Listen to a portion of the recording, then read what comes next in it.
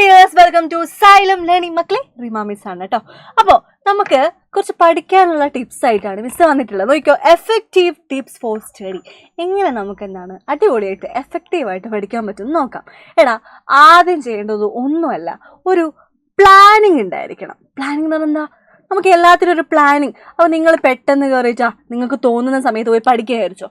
അവിടെ എന്തെങ്കിലും പ്ലാനിങ് ഉണ്ടോ? നിങ്ങൾ ആദ്യം ഒരു പ്ലാൻ ഉണ്ടാക്കണം.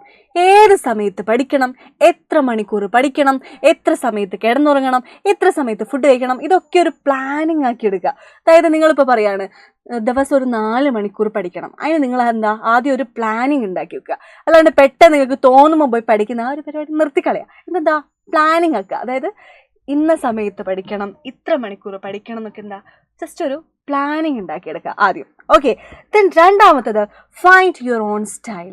എടാ, ഓരോരുത്തർക്കും പഠിക്കുന്നതിന് പ്രത്യേകിച്ച് ഓരോരോ സ്റ്റൈലൊക്കെ ഉണ്ടാവും അല്ലേ?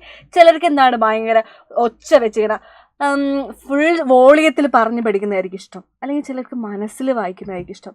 ചിലർക്ക് എഴുതി പഠിക്കാനായിരിക്കും ഇഷ്ടം. ചിലർക്ക് എന്താണ് മ്യൂസിക്കൊക്കെ ഇട്ട് പഠിക്കാനായിരിക്കും ഇഷ്ടം.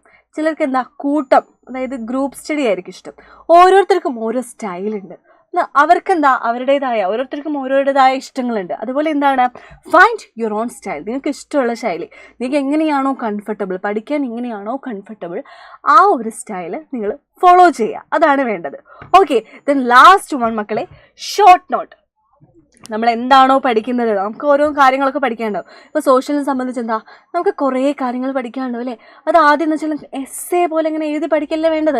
ആ ഒരു ടോപ്പിക്കിൽ എന്താണോ മെയിനായിട്ട് പഠിക്കാനുള്ളത് അത് ജസ്റ്റ് ഒരു ഷോർട്ട് നോട്ടാക്കി എഴുതി നോക്ക്. ആ ഒരു ഷോർട്ട് നോട്ട് വെച്ച് പഠിച്ചു നോക്കൂ.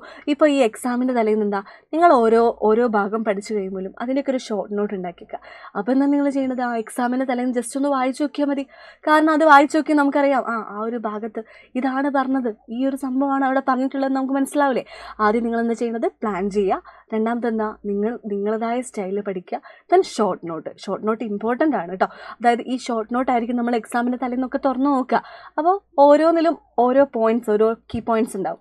അതൊക്കെ എഴുതി വെച്ചാൽ ആ ഒരു ചാപ്റ്ററിൽ ഇതാണ് പറയുന്നത്, ഈ ഒരു ചാപ്റ്ററിൽ ഇതാണ് പറയുന്നത്. അപ്പം നിങ്ങൾക്ക് ആ ഒരു മൈൻഡിൽ നമുക്ക് അത് പഠിക്കാൻ പറ്റും. ഓക്കെ, ഇതൊന്ന് ഫോളോ ചെയ്ത് നിങ്ങൾ എല്ലാ കാര്യങ്ങളും ഒന്ന് പഠിച്ചു നോക്കുക. അപ്പോൾ നമുക്ക് സെറ്റായിട്ട് എഫക്റ്റീവായിട്ട് പഠിക്കാൻ പറ്റും. ഇതുപോലെ ചെറിയ ക്ലാസ്സുമായിട്ട് മിസ് ഇനിയും വരുന്നതായിരിക്കും. Tata, bye, see U.